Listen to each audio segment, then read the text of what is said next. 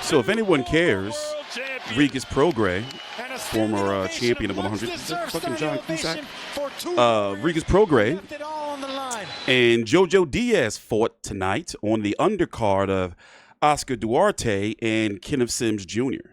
It is August the 2nd, 2025, 10:30 p.m. Eastern Standard Time. And let me just go ahead and tell you, man, Regis Prograis is washed. 36 years old. JoJo Diaz, 32 years old. JoJo Diaz has lost 6 of his last 8 fights, but he may have squeaked out a win by sweeping the second half of the fight, 10-round fight, against Regis Prograis. He had buzzed Regis Prograis very early in the fight. Here, I'm going to show you this clip. And remember, you have to be careful when showing these clips because the zone, they real money hungry when it comes to copyright. So they will take your video down or they'll try to monetize it. They don't want these clips. Even though you're legally able to use them via fair use, they still get pissed off. But anyway, I'd never seen Prograis get hit so much. And this was by JoJo Diaz. And I'm talking about he had him doing like dances. Well, let me see if I can get this clip right for you before we listen to the cards. And don't be surprised if it's some controversy and Prograis gets the win and they say that JoJo was robbed. So look at these sweet dance moves. Now watch this. Look, did you see that? His legs just seized. Now, he hasn't been known to have the best foot movement, footwork, but JoJo Diaz. And this wasn't the first time Prograis was taking some shots like this. And all over social media, you're hearing people say, yeah, it's time for Prograis to hang that shit up because he's still competing at 140. And if he's going life and death with JoJo Diaz, well, what the hell you think's going to happen to him if somebody like Sabril Matias gets their hands on him? My man is going to get knocked out, and it's going to be ugly. Gary Antoine Russell will brutalize him. Richardson Hitchens would be able to outbox him, and Teofimo would brutalize him. And by the way, this was at a catch weight of 142, so I'm not sure. And JoJo Diaz at above 135? 34-7-1, 15 KOs. Look at all that red. It's the time of the month. Let's listen in. This is one of the best fights I've been sitting ringside for, and I've been there for some. Judges Mike Fitzgerald, Cassandra Lewis, and Nathan Palmer.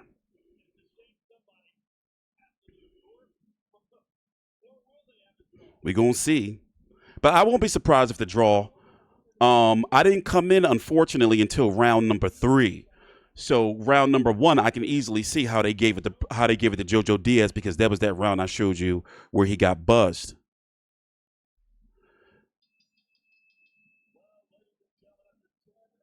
And he heard him again.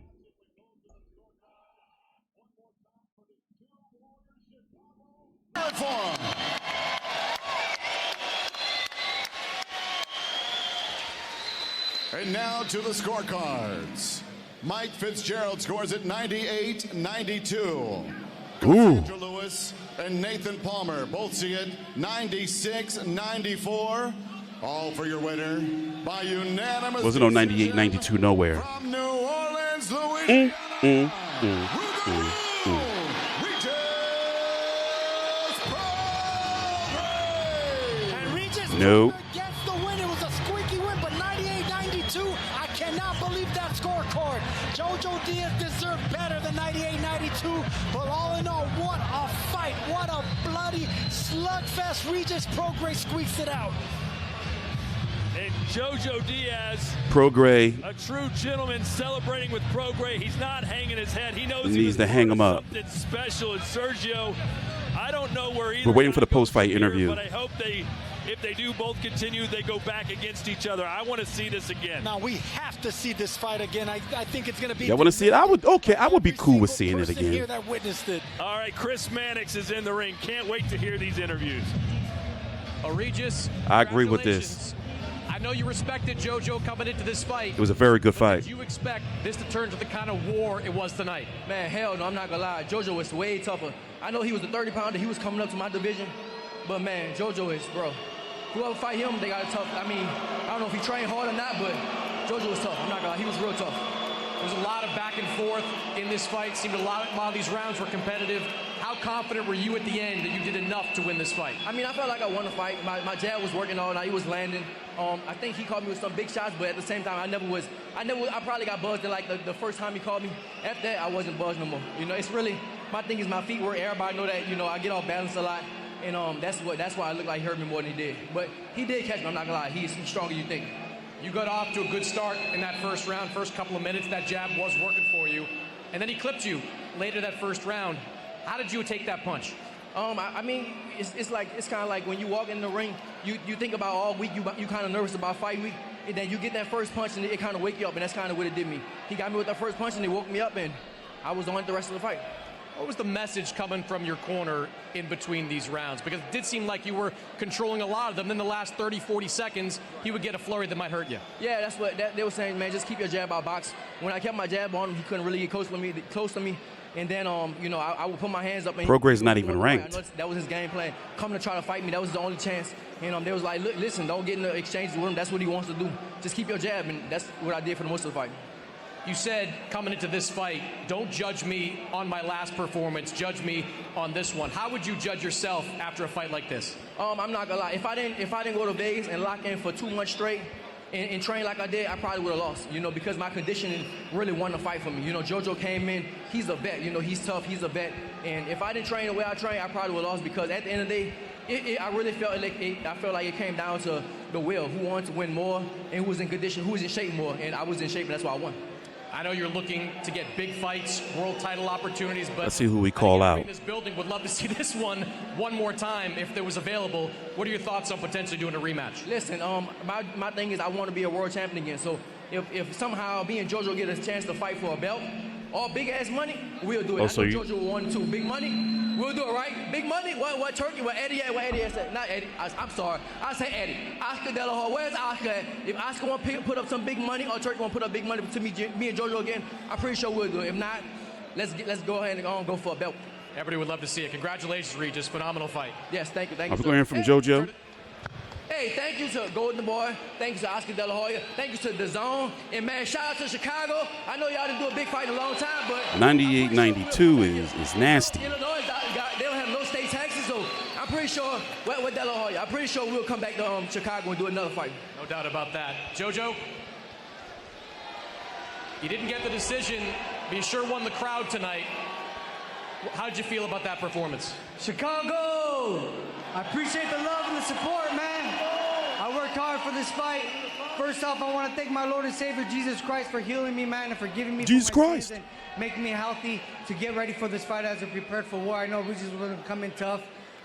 We came in at a catch weight at 142, but I thought I overcame this fight. I thought I was being aggressive. I thought I was landing the cleaner shots, and I thought I was a victor of this fight, man. But like I said, I'm giving glory to Jesus Christ, to my Lord and Savior, and I know that he's going to be protecting me. And I'm going to keep on going, keep on working. That ain't me. I don't know what we have next. I might be fighting at 135, 140. We'll see what we have next, but this ain't over for me, man. I felt like I won that fight. You are not known as a big puncher, but you hurt him in that first round. Were you surprised at the impact your power was making? Oh, no, I wasn't surprised, because me and Paulie Ayala, we've been working on my power and focusing on delivering my shots more instead of just landing pitter-patters. So I knew I wasn't going to hurt him. It was just a matter of time, and I had him hurt in the first round. I tried to get him out of there, but he's a tough competitor, and he, experienced fighter. He worked his way, and we went 12 rounds. But like I said, man, I thought I won at least 7 to 8 rounds. You certainly won the last 30, 40 seconds of a lot of these rounds during this fight. Was it difficult to to close the distance early in them? It was a little difficult because he's a bigger guy. He's a heavier guy, but he was establishing his jab. But like I said, man, I was just coming in, being aggressive, and landing the cleaner shots, and I was becoming victorious, man. I thought I won the fight. A lot of people thought your career was dead and buried coming into this fight. Do you think you revived it tonight? God did. God did. God did. Thank you, Jesus, man. And thank you to all my fans. My fans right here, they supported me. I appreciated it, man. It was a motivation and momentum, man. I kept going. I love my daughter. I love my son. And I'm going to keep on fighting for him, man. I'm going to fight him. Congratulations, JoJo. Phenomenal fight. So apparently there's some mixed discourse online where some people are thinking that JoJo got robbed. I'm going to say that I had JoJo squeaking it out by a round and that he swept the second half of the fight. And that even though he lost tonight, he won. And I can only imagine the people who bet on him made some money as well, because going into this fight, for one, let me tell you how I viewed this fight when I first heard it was happening. I was like, oh shit, this is a career match. JoJo Diaz definitely needs to win, or if he loses, he's already a journeyman pretty much. So is he going to retire? And with Prograis, if he lost, it was like, yeah, he's definitely done. And with the styles of the fighters, I was thinking to myself, like, yo, this is going to be a good fight. Because for one, both of these guys are not known to be like movers or clinchers. You don't see these guys clinching, so it provided the fight that I actually thought it was going to provide. So as far as JoJo Diaz, his career has been reborn. It's shocking that he was able to go up to 142, basically, welterweight, 147 pounds, pretty much. Anything over 140 that's what it is. And fought Prograis at his weight. And damn near beat him, and arguably, at least to me, he won. He squeaked by.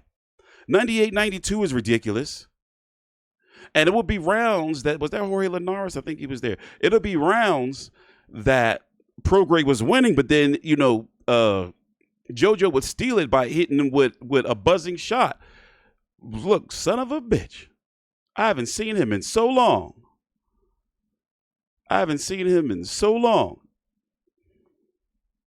Is that JoJo's brother? Well, what do you know? But anyway, as I was saying, when he says that, oh, by the way, here's the punch stats. 224 of 895, 197 of 510. As you can see, 39% for JoJo Diaz. You don't see that from JoJo. Like, he went out there like reborn. And with that type of style, going back down to 135, or maybe I don't think he's going back down to 130. I think 135, he can have some success. This is the type of fight where it's like, hey, like, he did better than a lot of people expected. What was I looking up? Oh, I was looking up. Hold on. Power punches, 173 of 396 for JoJo, 137. Let me just pause it. I hope my computer don't crash. There we go. So as you can see, punch stats, all in favor. Even though overall, Prograis landed the most punches, he landed the least amount of power shots. A majority of his shots, not majority, but it's a good portion were jabs. So he was playing keep away and trying to box, but he just don't have the movement that he used to have. By the way, that boxer that was hugging or talking to Prograis, that was Adrian Granados. He was always on the end of controversial decisions, whether it was for him or against him. In fact, let me look him up. Is he still fighting? Let me see. Adrian Granados. No, he hasn't fought since he got beat up by Conor Ben. But as you can see, majority decision, split decision loss, split decision. He's up there with Badu Jack when it comes to fight stat. All them split decisions and draws and all that crap. But anyway, so as far as JoJo Diaz, 135, what can he do? Let me see. Obviously, none of the champions. He already lost to Zepeda. He don't got no work up there, but he can be, would y'all do him versus Andy Cruz? No, Andy Cruz, we can't see. Andy Cruz is past that. He's past that. So that'd be going a step back for Andy Cruz, but you never know with boxing, they might do it. Let me see. Lucas Bowdy.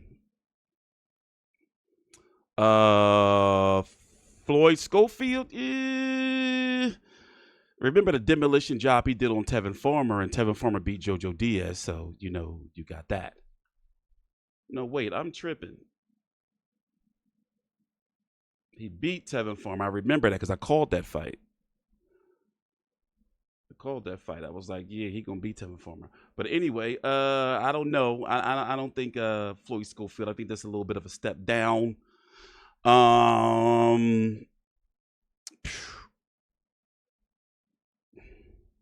I mean, I'm talking about like a name, somebody that, you know, but not a champion. Maybe a return bout for Dennis Berinchek. Joe Cordina barely survived. I don't know. We're just going to have to see. But I don't see him going back down to 130. I think that's just out of the question. That, you know, he's 32 years old, but still, he hasn't fought there in what?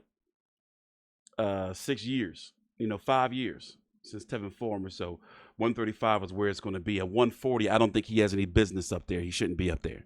But with that being said, thanks for watching. Please subscribe. I think Regis Prograis should hang him up. I don't see him. Let me go look at 140 and see who I think should be next. Realistically, honestly, the way he looking tonight, this is JoJo Diaz we're talking about. I'm not trying to disrespect JoJo Diaz. I'm just saying, if he was able to do that, moving up in weight, maybe Prograis, maybe they revisit Prograis, Liam Paro. Maybe they can revisit that. Isaac Cruz would push his shit in. You don't want to go that route. Adam Azim, maybe. I mean, I don't know. We're going to have to see. Oh, I bit my tongue. Thanks for watching. Please subscribe. Oh, my gosh. TstreeT Controversy with 5U360.